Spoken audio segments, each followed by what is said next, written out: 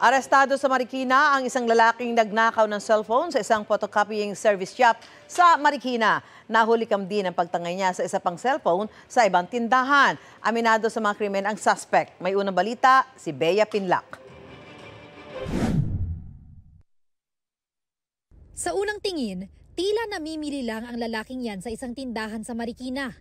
Pero maya-maya, habang abala ang tindera, tinangay ng lalaki ang cellphone na naiwan sa mesa at saka binulsa. Napag-alamang hindi pala yan ang unang beses na nanalisi ang lalaki sa mga tindahan sa Marikina ayon sa pulisya. Marami na po siyang naging biktima. Nililinlang niya muna yung kanyang magiging biktima. Nagpapanggap siyang isang customer na may bibilhin. Pag nakalingat po yung nagtitinda, ay saka naman niya dudukutin yung kanilang cellphone or kung anumang bagay. Pero more on cellphone po yung kanyang kinukuha po. Naaresto ng mga nagpapatrolyang pulis ang 51 anyos na suspect kahapon matapos niyang manalisi ulit sa isang photocopying service sa Barangay Concepcion 1. Nung kukunin na po sana nung victim yung bond paper na bibilhin po nung suspect ay kanya pong sinunggaban yung mismong hawak-hawak na cellphone po ng ating biktima. At siya po'y agarang umalis. Nasa 6,000 piso ang halaga ng tinangay niyang cellphone. Base sa investigasyon, dumarayo mula Antipolo ang suspect para magnakaw. Aminado siya sa krimen.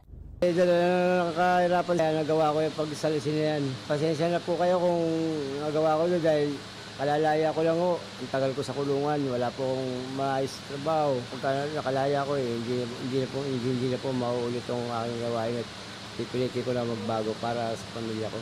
Patong-patong na reklamong theft ang isasampa laban sa suspect. Paalala naman ng pulisya sa publiko, mas maging alerto, lalo na ngayong bare months.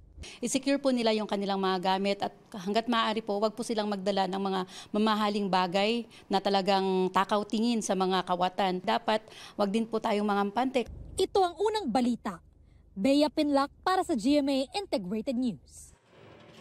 Gusto mo bang mauna sa mga balita? Mag-subscribe na sa GMA Integrated News sa YouTube at tumutok sa unang balita.